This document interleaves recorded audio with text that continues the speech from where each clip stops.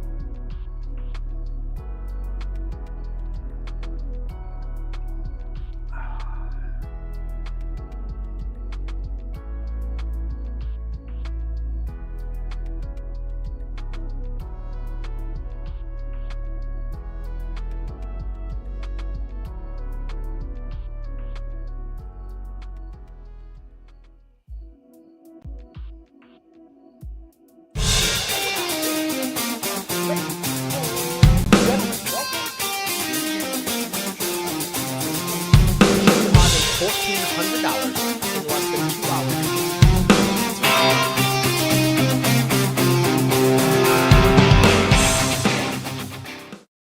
All right, what's going on, guys? It is great to be here in front of all of you, and I hope we brought you some really good news. We're going to try and do our absolute best to keep you entertained. Why? Because that's what we do, baby. Welcome to the channel. If this is your first time here or you're watching this at a later time, we are doing the Bull Bear Brief Show. This is where we go over the most popular news that's out there. We'll check on the overall markets as well, and we'll give you my thoughts and as well as any thoughts that are out there in the metaverse. You just throw them up in there in the chat and we will go over them as well. So what's going on, guys? I hope you guys had an awesome day. We got Dan Bob Dan, the greatest moderator alive, is already in here. Predator's walking his dogs, it looks like. Good to see you, Predator. Thanks for tuning in. What's up, Jimmy Bright? Jimmy Bright, always on time. What's going on? Sweet Jolene. Jolene, what's going on? It's good to see you. Best wishes go out to that mother-in-law of yours. Thank you for taking good care of her. Yosef, what's going on, brother? It's good to see you. It is good to see everybody. I tell you what, I have been just feeling like I've been getting my butt kicked in the market, and I don't even hold any positions right now. It's plain and simple. After the follow-through day on Tuesday, I still did not have conviction, but after today, seeing everything line up, now most stocks being above their 50-day moving average, that's what you have in front of you right now, above their 50-day moving average, I have that conviction now, but where are my setups? I don't have any base or trend breakout setups. That's why I'm not holding any stocks. I really scoured the market on Tuesday to look for anything. I didn't even care if the RS percentage wasn't over, the average daily range wasn't over 4%. I had nothing to take. Nothing. So it is what it is, guys. Anyway, we're going to jump right into it. What is going on, man? What a day. What a day. All right. Let's jump right into our first piece of news. We got a lot to go over. We got a little bit about Bitcoin. We got a little bit about Intel, Taiwan Semiconductors.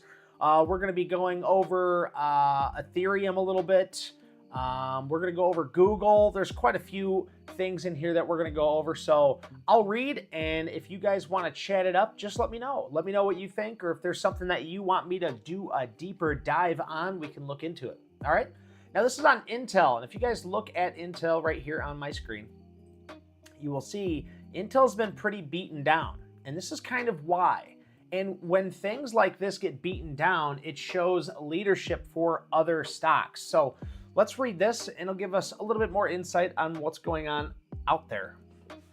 Intel CEO Pat Gelsinger is pinning his hopes around a turnaround on making the company a leader in the chip manufacturing, but the latest signs are that it is struggling to make progress against rivals such as Taiwan Semiconductor. And I'll bring up right here is Taiwan Semiconductor. You can see they're doing really well above all their moving averages once again. But you guys all know the leader is NVIDIA. NVIDIA is doing very well as well. TSM and NVIDIA are both above all of their moving averages. So hopefully at some point in time, we could see it base out, show a base or a trend breakout. Japan SoftBank Group was planning to work with Intel to manufacture chips rivaling those made by NVIDIA, but the talks fell apart in recent months, according to the Financial Times, citing people familiar with the matter. SoftBank blamed Intel for the collapse of the talks due to its inability to meet demands for volume and speed, and has now held talks with Taiwan Semiconductor Manufacturing, according to the FT. An Intel spokesperson said that the company doesn't comment on conversations it may or may not have with clients. SoftBank didn't immediately respond to the request for any comment on Thursday. Reports confirmed and talks are revived. Intel might have missed out on securing a client with a major ambitions in the semiconductor space.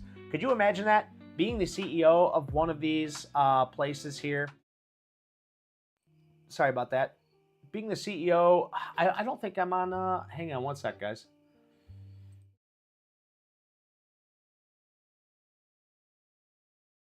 All right, hopefully, it looks like I'm a little behind on the time. We're gonna have to keep on keeping on. I don't know how to fix it. We're gonna keep on though. Man, I really feel like I need to fix this. There's always something though. There's always something here. Hang on one sec. Let me try and do a little something, because the timing is off on my screen right now. But there's always something. You guys know there's always something going on with my, all right, there we go. Oh my gosh, there's always something. I'm gonna have to switch back to the old camera. Anyway, could you imagine being the Intel's CEO? Could you imagine being this gentleman here, Pat Gelsinger, and almost landing something amazing for your company? Almost something amazing, a huge want, a huge need for these chips. And they want anything other than NVIDIA, because they don't want to just give all their money to NVIDIA be this huge empire, right? They rather go through somebody else, so that way the market's not cornered. Here, Intel, we are willing to take your business so you can get it for a cheaper price and start feeding a business, in Japan, and then it just doesn't follow through because you can't keep up. Could you imagine that? That would absolutely suck. What's going on, Danielson, Samuelson? It's good to see you. Norman Conklin's in the building. Good to see you guys. So yeah, if the reports are confirmed, they're not revived. The reports will likely raise more doubts about Intel CEO Pat Gelsinger's costly plan to restore the company's leading position in the chip manufacturing. Yeah, it sounds like they are going to have a huge issue. Intel is spending heavily on the strategy, but the stock has been hammered. The company offered more bad news in its second quarter earnings report in August 1st, eliminating its dividend. Yes, you heard that right, eliminating its dividend as earnings fell short of expectations. Management also forecasted less revenue for the current quarter than the analyst has expected. Intel shares were up 3.6% at $20.64 in the afternoon, trading on Thursday, have fallen more than 60% this year as far as Wednesday's close. So you guys can see by what we're saying here, Intel here is not there with the leading manufacturers. And you guys all know I don't like anything below a 200-day moving average, let alone it's 50. And now, not only that, but this thing has an RS rating of 9. And at one point in time, it was keeping up with the chip manufacturers under this heavy speculation that they were going to be able to keep up. Now it doesn't look like they're going to keep up so much. This isn't looking very good at all for Intel now that they're well below. Now, is this company worth $20.69? I don't care.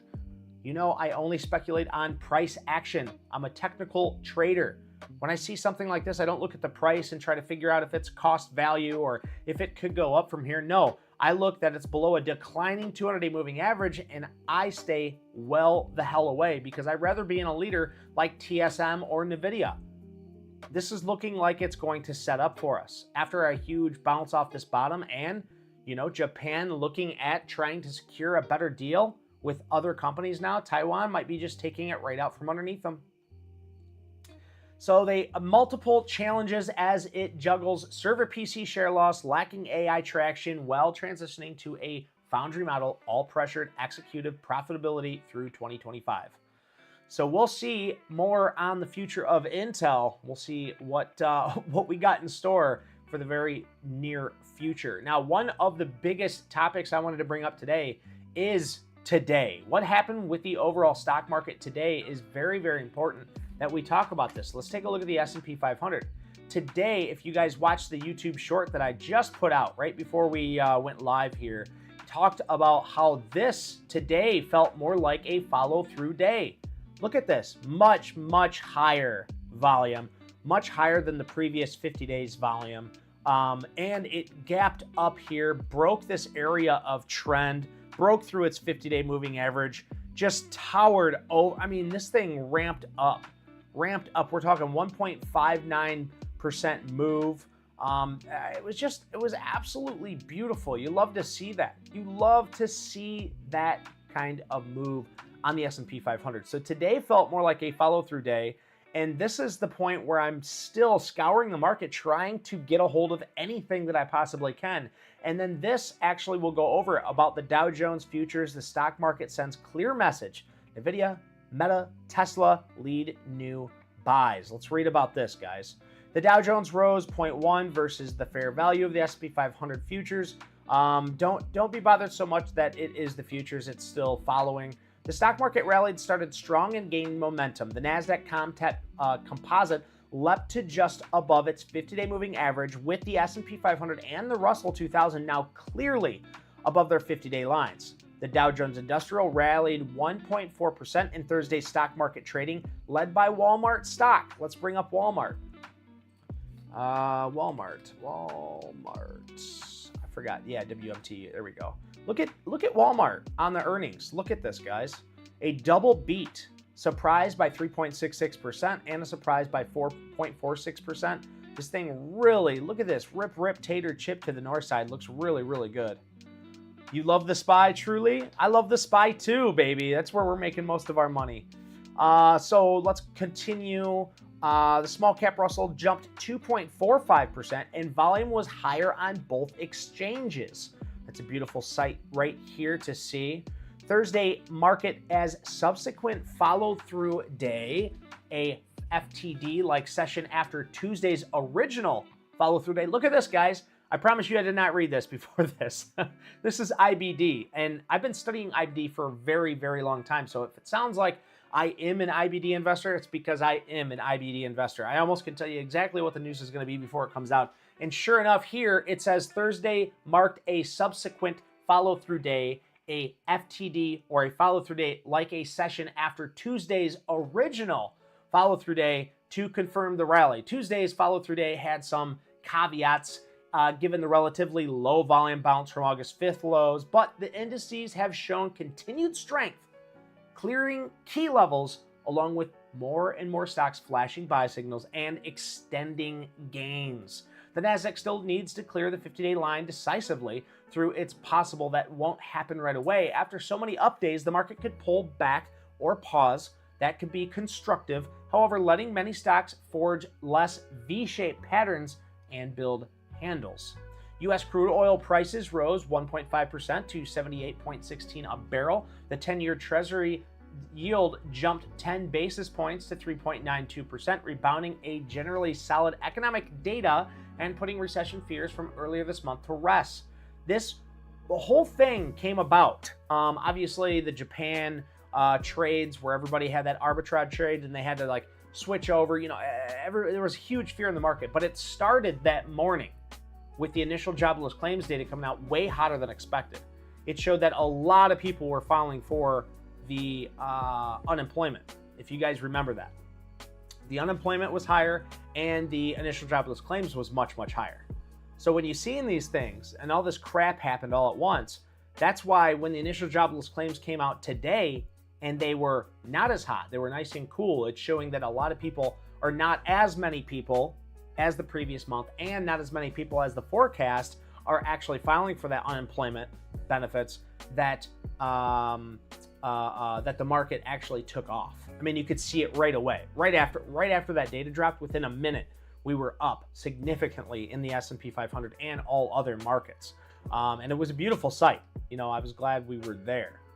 So let's continue. ETFs. Among the growth ETFs, the Innovator IBD 50 ETF, the FFTY rose 1.3%. The iShares Expanded Tech Software ETF IGV gained 1.8%. VanEck Vector Semiconductor SMH leaped 4.2%. NVIDIA stocks, the number one holding in SMH with AMAT stock, a notable holding. Those all continued higher. You can see NVIDIA. Why do we need to always look at NVIDIA? Because NVIDIA was the previous leader, and it still is a leader in this market. So we always want to keep an eye on NVIDIA because, as William O'Neill has stated, when you see a follow-through day, you also want it to be paired with the leading stocks leading. You want to see that they are still holding strong, because if we are leading the S&P 500 and we get these follow-through days, but the overall market sentiment over the leaders aren't looking good, that's going to be a very bad sign. Tesla also got above its 50-day moving average. Meta stock has been and still is very close now to its all-time highs. Very, very close to its new all-time highs. That could be a significant area to buy. Shake Shack, that's not one that I have on my list, but that's looking very well as well. This goes on to saying, you know, what to do now. We can see what they have to say. I have my general idea. The stock market rally is sending signals for investors to build up their exposure. As long as the market and your holdings are making progress, you can keep making new or add-on buys, but do so gradually. With the NASDAQ rebounding and the NVIDIA back above its 50-day line, investors may want to shift their focus from defensive and defensive growth names to defensive growth and growth. But that doesn't mean defensive names can't continue to do well. A variety of sectors are showing strength, so your watch list should reflect that.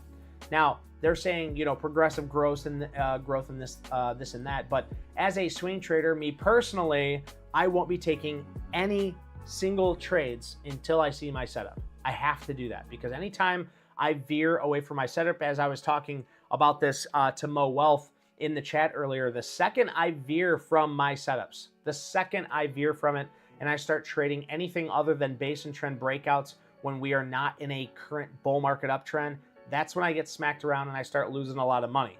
As I stated, I think last week, you know, I took a big loss because I veered away from this, not waiting so patient, okay? Not waiting so patiently. So let's go into Toyota now. This is very interesting. Now, I can show you Toyota. Toyota's not as fun to look at. Here is Toyota's stock, TM. Oh, I already had it up here for you. It's a little bit slower. This is a Japan company. I can just read it to you. It's a car company. Engages in the manufacturers and sales of motor vehicles and parts, operates through the following segments: automotive, financial services, and other. And it is in Toyota, founded by Kiichiro Toyota on August 28, 1937, headquartered in Toyota, Japan. They actually have their own city. Now, with that being said, you can see it's not nearly as volatile, and you can see that we are currently on a downtrend. But we do want to keep in mind when we're looking at this, now I lost my, there we go.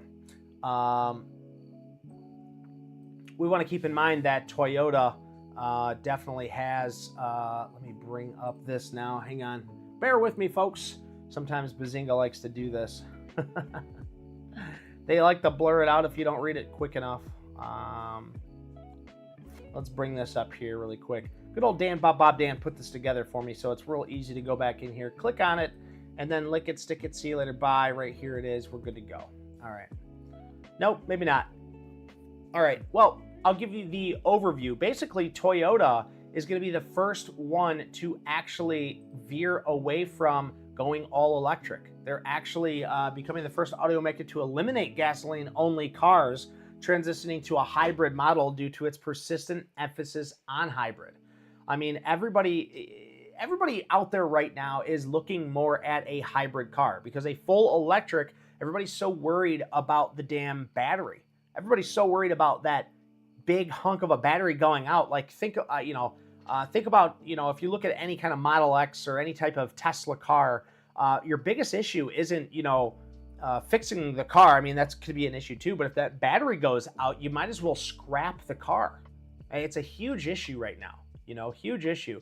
And so, you know, and then of course, if it catches fire, you're going to total your car anyway. These hybrids seem to be the way to go, where if it gets too cold out and the battery's not in use, you can at least switch to gasoline. Of course, it's pretty annoying, some of these cars, that every time they stop, they turn off. You know, I'm a huge component of gas as it is. What's going on, Zamora? It's good to see you. Restaurants are getting hot. Shake Shack, Kava, we could take a look at those for sure. Yeah, I do have SG on my watch list as well. Here's SG. You can see it makes this beautiful cup. I'm just waiting for a base out handle or a trend. You know, I can't just take this break of the high as much as I would want to, but you know, this big roundy bottom here, that's a beautiful cup. Let's see the handle, maybe a pullback, you know, after so many up days in the overall market. Let's see it hold the relative strength that it is at 99, pull back here and then start ripping. Of course, I'm a caveat for Kava, another roundy bottom here with a beautiful base. Now look at this beautiful base right here. I'm gonna have to set my alert right now. Thank you for bringing up Kava. It has been a while since I've looked at Kava, but this is looking very beautiful right here. So my alert is set on Kava now. And if it can break above this area, I would love to see a handle. But because it has such a defined base here on Kava, I sure as hell would not mind taking this thing if it broke up through this area. Of course, we are bearing in on this $100 level as well. So do keep that in mind. We might see some resistance there. Maybe we break up, touch 100, and then make that little handle there. That would be nice too. All speculation though, but man, I'm telling you, I really want to have some key winners in my portfolio, since I have 0 in my portfolio. This is actually offering an RS rating, a relative strength rating of 98, and an average daily range of over that 4% that we're looking for. So this meets all criteria. Not to mention, if we look at the overall estimates on what they're making right now, you know, I think this meets all the CanSlim criteria here. I mean, it's a newer company. They're doing really well. When I went to New York, a recent IPO as well, when I went to New York, I seen the Kava store, but I've never actually ate their Mediterranean food.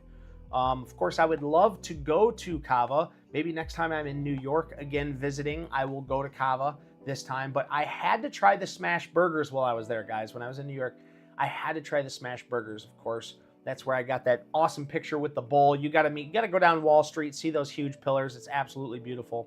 That's what we got going on there. Okay, so let's go over Google. No, we're gonna go over the quants. Quants that are poised to unleash. If you don't know what quants are, the quantitative analysis. That's where they use the mathematics. It's the smart guys on Wall Street, and it's saying here that they are poised right here to unleash a wave of cash in the stock market.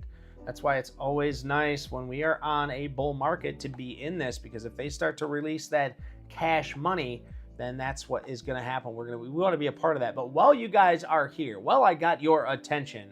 We got 14 of you watching. Vote on the poll. We got 13. We needed 4 to vote. We have plenty of you in here. If I refresh this, let's see how many likes that we got, guys. I don't beg, but I just want to ask you really nicely, do me a favor, smash that like button. And if you haven't already, I don't know what the hell you're waiting for. Hit that subscribe button. We have an amazing community back here. And of course, you can always click on this TradingView affiliate link and you can download TradingView, the same charting platform that you see behind me. It's absolutely beautiful. And if you want, click more, scroll down, click this link tree, bada bing, bada boom. You'll be making money soon. You got the YouTube here. You can go to the YouTube. We have so many great things going on. We have a beautiful trading school. We even show you how to set up your TradingView platform if you are interested. And then we show you the base and trend breakouts, what I preach each and every day. Of course, we have the Discord, which is absolutely free. Go ahead, join it up. We have people ready and waiting if you have questions, or maybe you're an experienced trader. We need those too. We have plenty of them, but if you want to join us, we just had a long meeting today of 2 really, really good traders, Holy Diver and Danny. We talked for like 3 hours straight, dude. It was so cool. We took a few trades together. We enjoyed it. It was a lot of fun. And you guys are more than welcome to join. Everything's absolutely free. Norman Conklin says, I went to Kava and the food was excellent. And I gone to Sweet Green, SG, and the line was out the door. Yeah, man, that's telling you something. That's telling you something, you know? I haven't tried Sweet Green either, but when I think of these companies, I think to myself, well, Sweet Green is just a plate of lettuce, and they're selling them for like $10 or $15 a bowl, right? And people are willing to pay it. And if the line's out the door, the overhead, the return on, you know, lettuce, it's easy. Just like Chipotle, you know, they're selling rice and beans, you know, and a sprinkle of chicken, and their turnover is just flying through, you know, so they're making a ton of money off of no real overhead. Okay. Let's take a look at Shake. Let's Shake, S-H-A-K-E or S-H-A-K. Same thing. This looks exactly like Kava. Look at this. This is a quadruple top here. So another Kava right here. If we look at that, we look at Kava, it's the same. You got 1, 2, 3, and 4. And you look at Shake, you have 1, 2, 3, and 4. You know? So, yeah, I definitely have to agree with you. For sure, Yosef. The restaurants are starting to get hot. Sweet Green is ice cream. Is it? Come on. Is Sweet Green ice cream? Let me see. I want to look it up on ChatGPT. I'm pretty sure I have looked up Sweet Green before, and we actually went to their website. I'll just go to their website. Sweet Green restaurant chain. Sweet Green inspire healthy communities. Here we go. So here's Sweet Green right here. You can see it's a nice, delicious, yummy bowl of garlic steak and sweet greens. Right here's your salads, your warm bowls, your sides. So no ice cream on their menu, but that would be delicious too.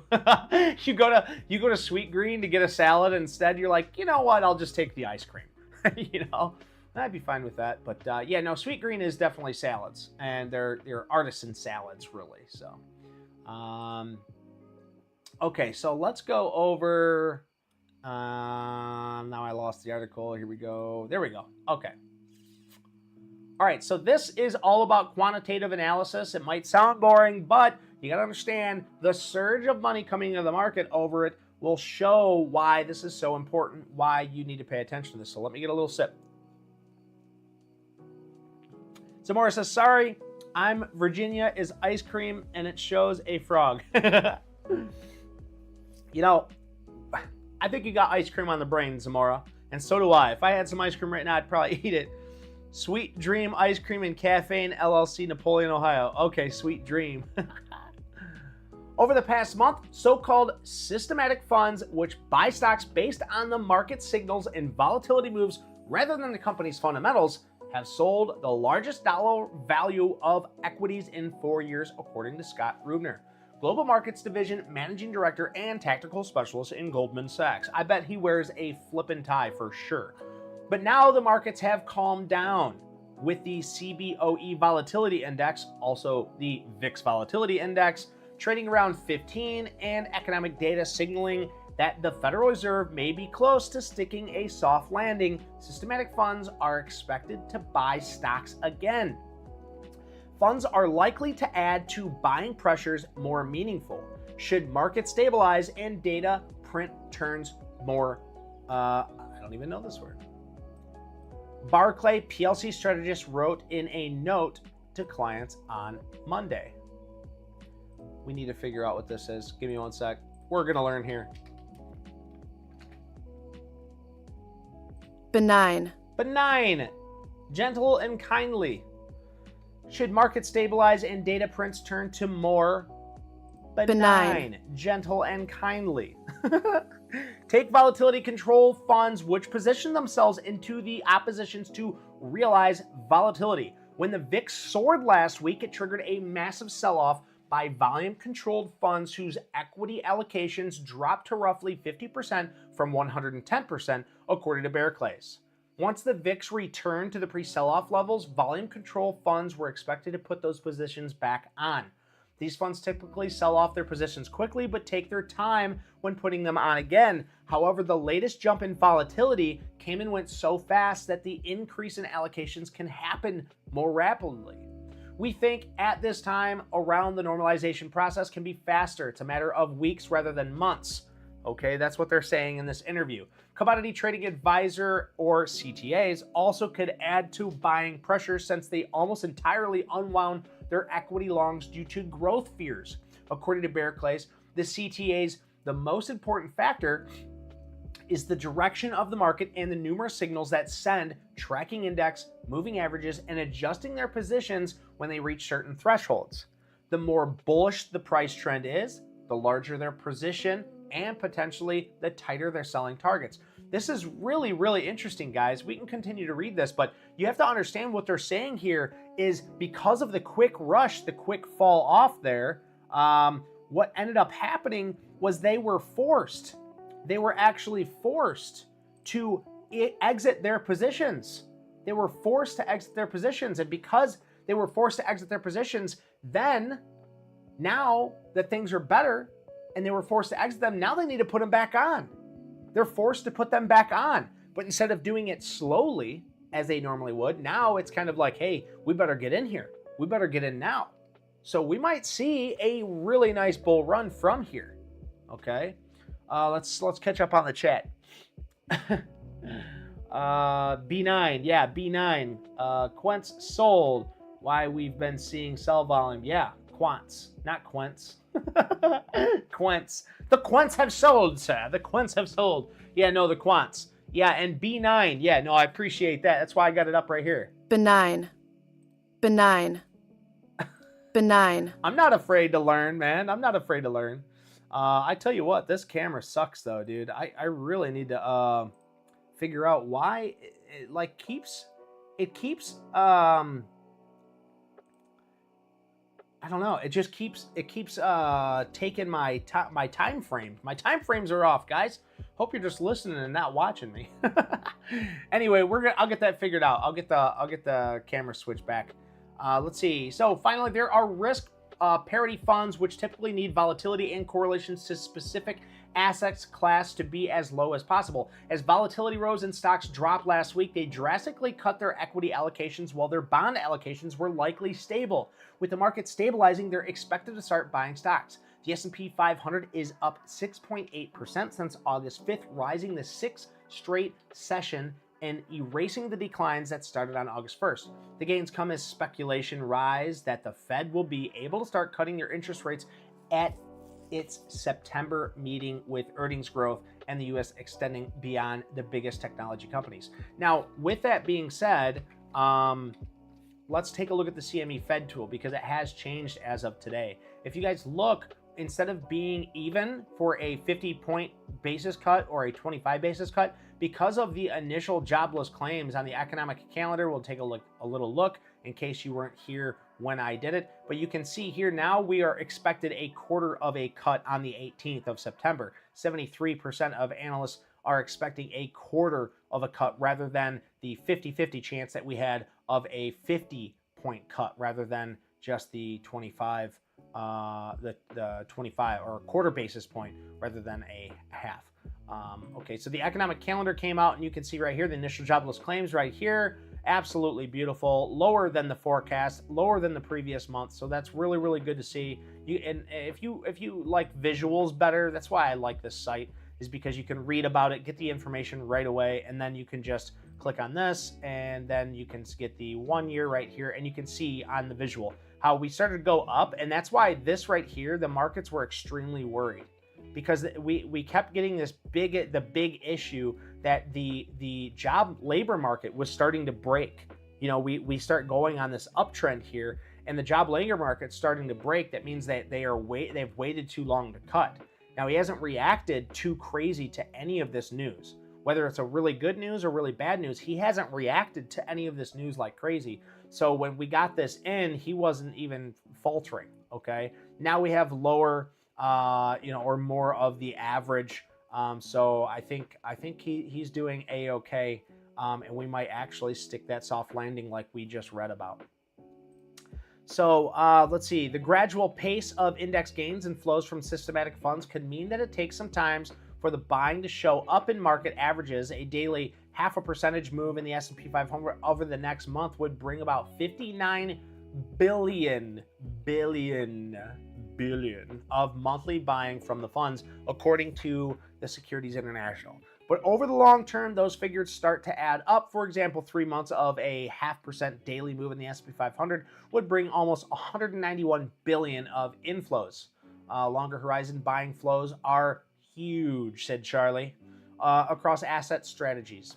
So yeah, this is a really, really good sign that if the quants are a little behind in the overall bullish sentiment of the market, that we could see them starting to buy up. I don't see them buying up here. I see it getting a pullback, but every time I have told you guys I'm expecting a pullback, the market continues to head higher faster. So now that I've said it again, you might as well buy everything up because it's going to go higher.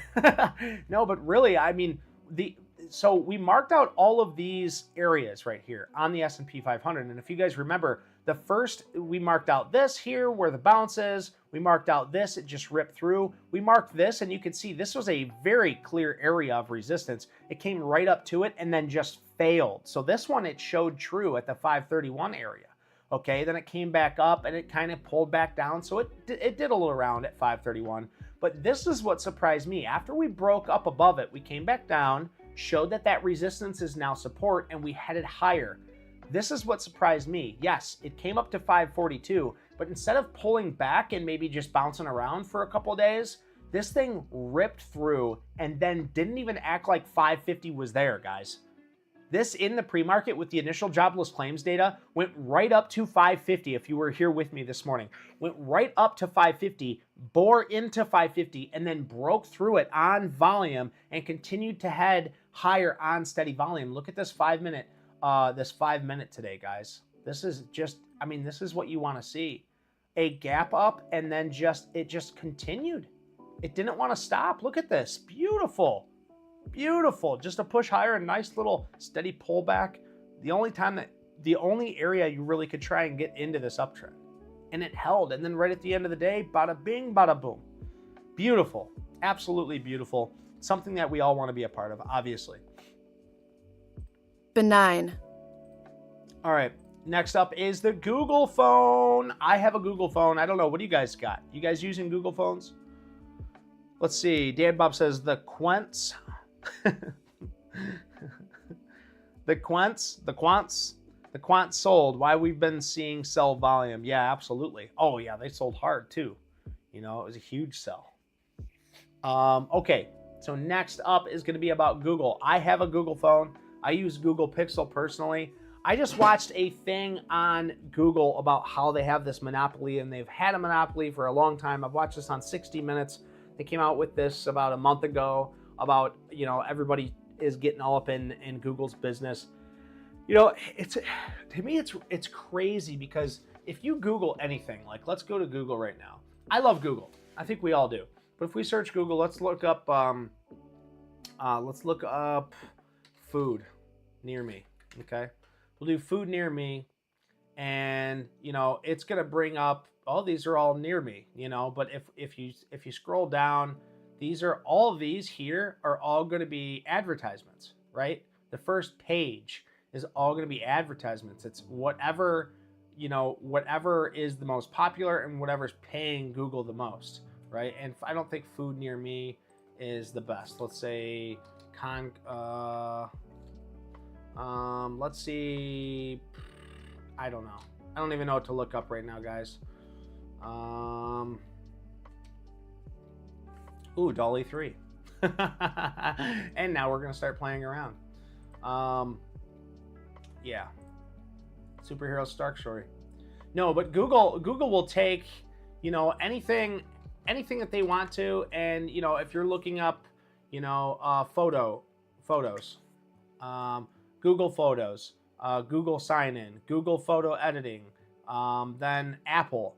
Apple is through Google, so they're, you know, they now they're not allowed to have the Google search engine and all that stuff. But then Apple's the next one to come up. Then you got the top stories, which, You know, this is all, I'm assuming, Google News. Then you got Google Play. I don't know. Do they own Pixels? I'm not 100% sure. Photo Bucket, U.S. Department. I mean, this is the first page. And if you continue to scroll, what they were going over is like, you can't get past. I mean, if you're stuck on the first page and you don't go, to the second page, if you're on the second or third page, you might as well keep your secrets there, is what they're saying. You know, if you need to keep a secret, put it on Google's second page or third page. You're never going to find a new business there, you know. So it's basically who has the most money, who's going to benefit Google the most, which why wouldn't they? If you're a business and you want to succeed, why wouldn't you put who you think should succeed first, right? So anyway, here is all about their new phones. It's more about showcasing its AI than the device itself. The article first appeared in the Utah Financial Tech newsletter. Get the newsletter sent directly to you, blah, blah, blah. Google unveiled a variety of new hardware products during its Made by Google event at its Mountain View, Calif headquarters on Tuesday. The device, which includes its Pixel 9 lineup, complete with foldable Pixel 9 Pro Fold. Let's look it up. Pixel 9 Pro Fold. Let's take a look and see what this thing looks like. And while we're looking this thing up, I'll keep on reading. The Pixel Watch 3 with new health and safety features. My wife actually likes, I bought her a Pixel Watch. I think it was the original one though, so about time to upgrade that. Pixel Bud Pro 2. I got the Google, the Buds in right now actually. And the earbuds arrived a month ahead of Apple's annual iPhone event. The Google almost certainly scheduled the show to get in front of Apple's yearly hype train, ensuring its products are top of mind for at least a few weeks. But in some ways, selling hardware isn't exactly the main point of the search giant's new devices. Sure, Google isn't going to sneeze at any sales. That said, the big reason behind the company's hardware effort is to showcase its AI chops. Google is spending a large chunk of its event obstinably. Here's another one. I tell you guys, I've done a lot of reading, and here are some new words for me. You ready for it? Ostensibly. Ostensibly. Apparently or perpetuately, but perhaps not actually. What the hell? This is a tongue twister. Apparently or perpetually, but perhaps not actually. Are you kidding me? Ostensibly. In a way that appears or claims to be one thing when it really is something else. Ostensibly. Okay, if Google spends a large chunk of its event ostensibly about its new phones and accessories, providing an in-depth overview of how its generative AI-powered Gemini platform will serve as a smart assistant that actually went, well, smart. We're talking about doing everything from summarizing your cell phone calls to helping you plan for a trip. That's not to say Google's new hardware isn't top-notch. On the contrary, not only are its phones sleeker, blah, blah, blah, blah, blah, it's all about the AI. Google's Pixel line of products historically features some of the most impressive smartphones and watches on the market, but Google isn't looking to become the world's top device retailer. Instead, the company uses its hardware to show off its software capabilities. It's done this for years via Pixel phones, and for that, its Nexus line device, giving customers another Android manufacturers a better understanding of how various services and platforms come together to provide a uniquely Google experience. So let's see. Gemini promises a number of new things. Intriguing possibilities, including being able to easily pull information from other apps via app extensions. Right now, the company is focusing more on first-party apps, including Gmail, Google Maps, and Google Calendar. I don't know about you guys, but I use all of those. I'm a big Google nerd. YouTube Music, Keeps, and Task in the future. So ideas for Gemini to talk to your apps so that you don't have to. So it's just like saying, you know, okay, Google, and then, of course, my phone's going to pick that up. But it's going to be the same. But now Gemini is going to use that, and it's going to be able to use all those apps in coordination and be able to use those extensively. in order to work with all of that. ostensibly, I wonder if pins has more room to go higher. Well, Michael, let's take a little look at pins here in just a second. But first, let's take a look at the Pixel 9 Pro Fold and see what this baby looks like. I don't know why people are getting into these Pro Folds. Look at this. It's really thin. You got it's almost like two phones in one. It's probably going to cost so much money. Look at this. It folds open. So you got a tablet, basically. I don't know, man. I mean, it's cool and all, and you know, of course, I love tech, but I don't know, man. I'm just fine with having a regular phone, you know, a Reggie phone. I'm down with that, you know. But I mean, it's cool. It's cool. You can have two things up. Now you can watch TikTok and YouTube Shorts at the same time. My gosh, it's gonna be it's gonna be crazy. But yeah. So yeah, Google is got some really cool software coming out. Guys, I really am excited for our future. I really am. I'm really excited about all this AI and how AI is going to be coming through very, very well. Let's take a look at pins. All right. So you know what I think is funny about Pinterest is I thought Pinterest was like going to die years and years and years ago, you know? And Pinterest is still kicking. And a matter of fact, Pinterest, the last time I looked it up, it's still very popular amongst young users, which I thought it would be like dying because my grandma uses Pinterest still. You know, I figured, you know, my grandma's going to be taking Pinterest down with her, you know, but, you know, the younger generation is still using Pinterest for whatever kind of ideas. But yeah, Michael, I know you really like these beaten down stocks. And you know, every time you come in here, you bring up these beaten down stocks. Hey, if you like the beaten down stocks, this is one of them. You know, this is one of them. And if you look at it, if we take off all of our, you know, indicators here, and we just, you know, pull off the bottom here, you know, we'll pull off this low, and we just bring it right on up. You can see, look at that. You have this bottoming trend. So if you're trying to catch a falling knife, right now would be the time to try and catch it because you have good risk reward. You know. It's a slower mover though, as you know. I know you like these slower movers too. This thing moves, well, actually it moves 4.31%. So not bad at all, you know? So that's actually a quicker mover. It's for me, it's below all of its moving averages. So I'm not going to get into this. Plus its relative strength is showing that it's a lagger. It's not a leader in this market. You know, this is not my type of stock. I wouldn't touch this with a 10-foot pole. But Michael, I know you like these. I know you like grabbing a hold of these. Jolene, of course you like Pinterest. Yeah, the artsy types love it. Yeah, absolutely. But yeah, no, it's still kicking. It's crazy that Pinterest is still here. It's still kicking. It's still alive.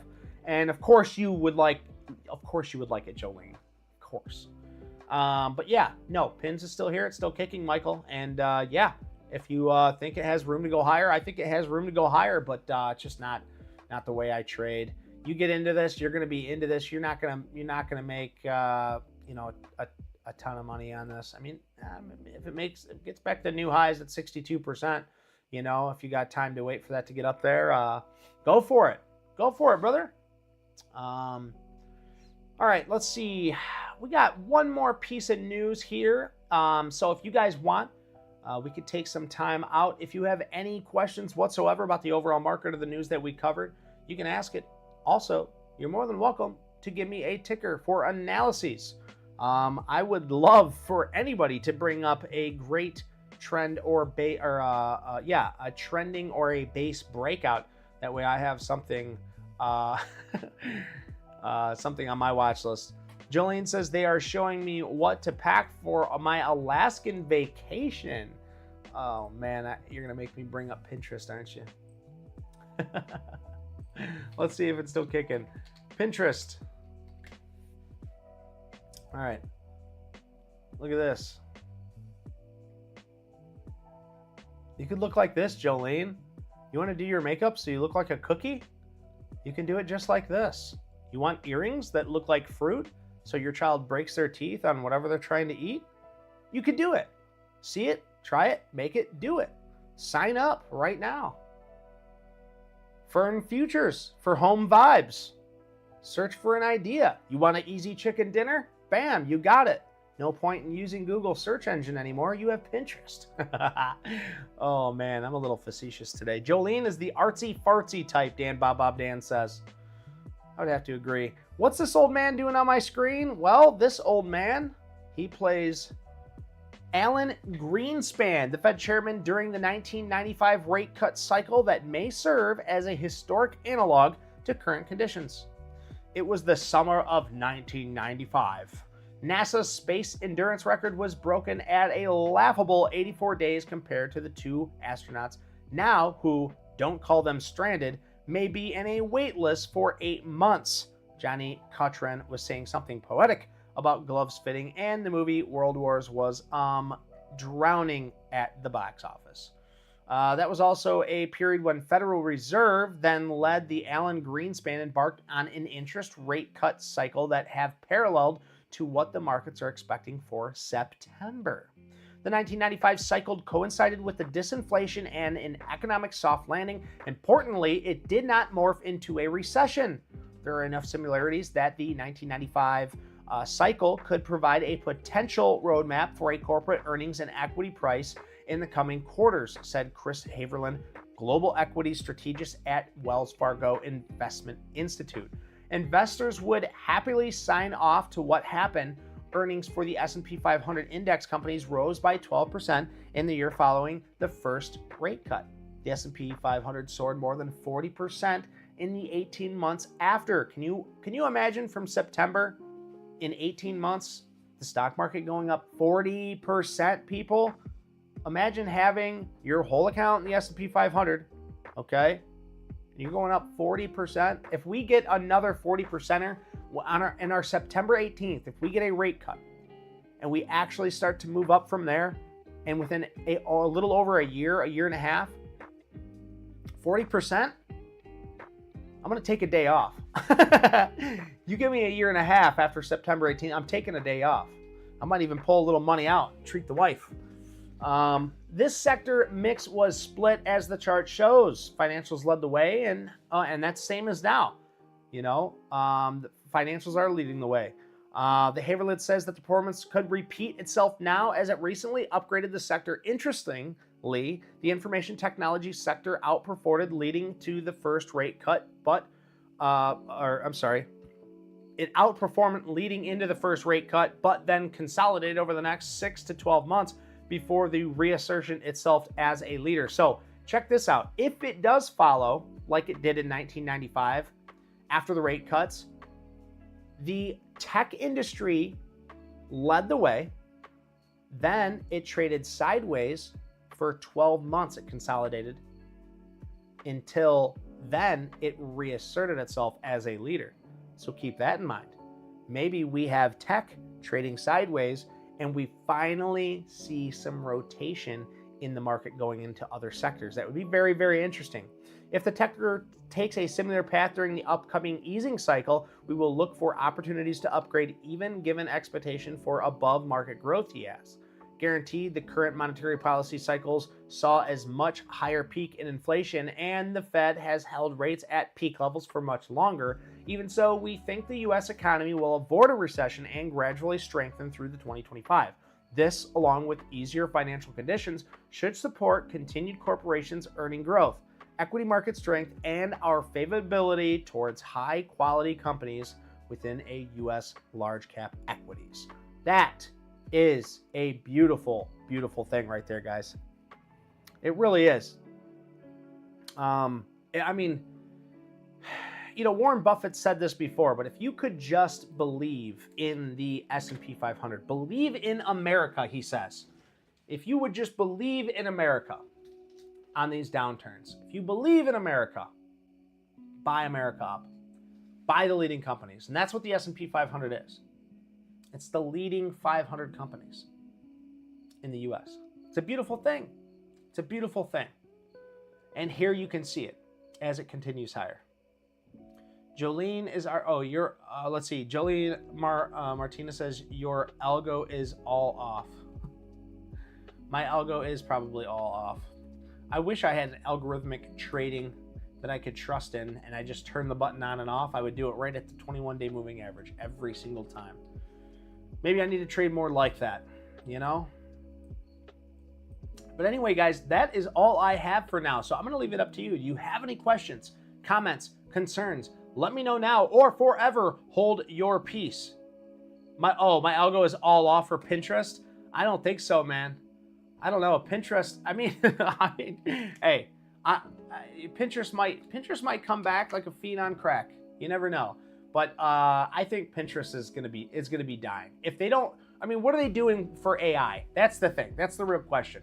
If a company doesn't keep up with AI, the company will eventually fail, because Pinterest isn't going to be able, you can't ask Pinterest, hey, create me this. It's only what other people have done, where these AI type things are going, you're going to be able to say, hey, Gemini, hey, Grok, hey, whatever the top AI thing is.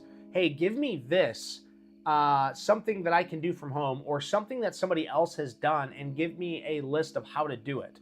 You know, oh, you want to learn how to create a fern out of construction paper with only paste and flour? Here it is. Oh, you want to learn how to patch a wall with a packet of ramen noodles? Here you go. Here's a YouTube video. Here's this. Here's 80 million pictures and 4 made-up AI ones, you know? So I think eventually Pinterest is out, but it does still have implications of use right now, but eventually I think it's going to die. And I'm glad you agree with me. Do you guys have anything? Anything for me? Talk to me. You guys got any pieces of news that I haven't touched base on? You know, one last thing is on Bitcoin. So with everything else on the rise, Bitcoin is riding its 200-day moving average here. This is not a good sign for Bitcoin. As the rest of the market is heading up, Bitcoin is not looking good. It's below all of its moving averages. The 10 has crossed over the 21-day just last Sunday, you could see. And we had a story on it, but I couldn't bring it up. Benzinga said, no, you got to pay. So I'm not gonna pay. I think everything should be for free, just like everything I offer to you is free. And that being said, the only thing I ask for you is hit that like and subscribe button.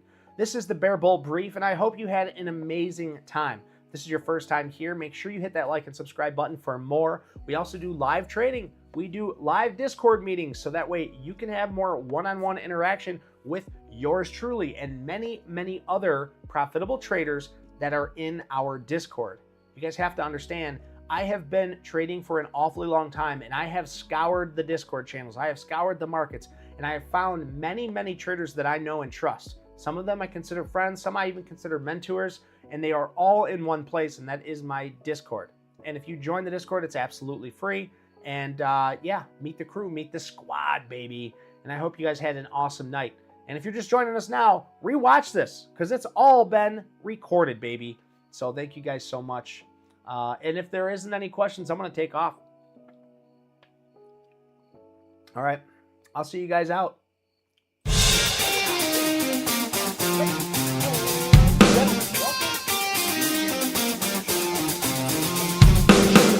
$1,400